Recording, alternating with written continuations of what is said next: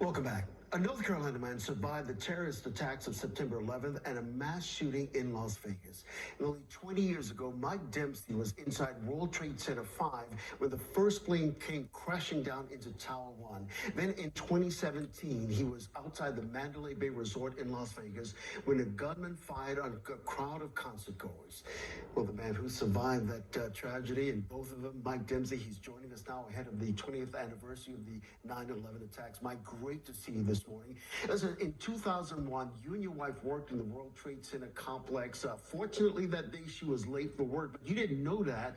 Tell us what happened when you went outside to try to reach her.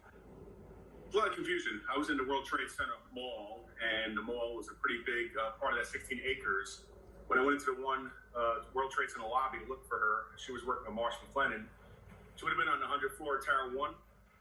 And as I couldn't get up there, obviously, because the glass was blown out in the lobby area, went out by a record store named Sam Goody. I tell my kids we had records back then, and there was a record store right out about Liberty Street in Greenwich, which is by 2 World Trade Center. Came out that exit, which is actually the safe way to go because the first plane had hit Tower 1. So it was a smart move at the time, but unfortunately, bad luck for me. As I came outside, that second plane kept going, went over 130 Liberty Street, the old Bankers Trust building.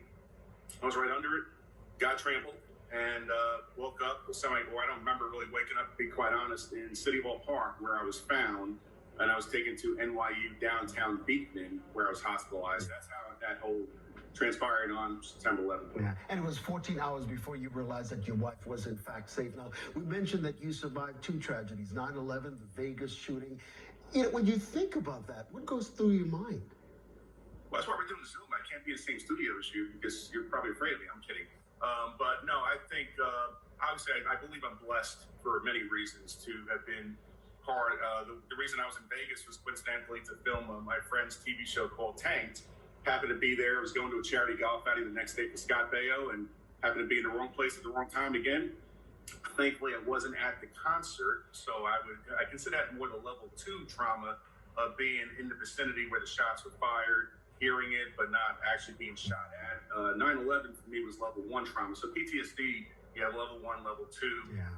So I experienced both. So people who were in 9/11 that were even in the neighborhood or watched it, they have trauma too. So it forced me to acknowledge what other people felt. I think 9/11, I always felt that if you were only in the towers, you felt what 9/11 meant. Obviously, being in Las Vegas, being across the street from the shooting, I felt it just as bad. So it gave me a bit of empathy for others. Yeah, these days, Mike, you've turned that tragedy into quite a bit of charitable fundraising. Tell us a little bit about that. Well, every year at 9/11, I've been blessed to be part of Cantor Fitzgerald's family. They do a charity day every year on 9/11. It's an amazing event. We take a dark day, turn it into something inspiring. Cantor donates all their revenues, proceeds to deserving participating charities, including my September 11th Education Trust, which I've been founded by Anthony Gardner. Been part of that for almost 20 years now.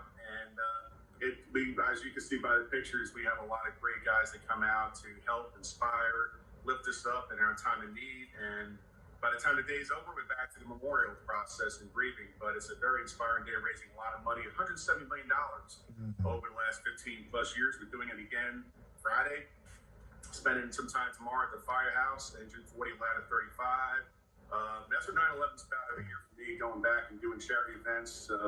That keeps me going, feels like I'm doing something good to help others. Well, Mike, thank you so much for sharing your perspective on that day that many of us will never forget. All the best, my friend. Thank you, Ken. No. You can hear more from Mike Dempsey when you join us this Saturday night for a 20th anniversary special on WRAL, Reflections on 9/11. It's a live half-hour special, and we'll share different stories of personal impacts and lasting effects from that day that changed America. It airs at 7 o'clock Saturday night on WRAL and again Sunday morning at 8:30 right here on Fox 50.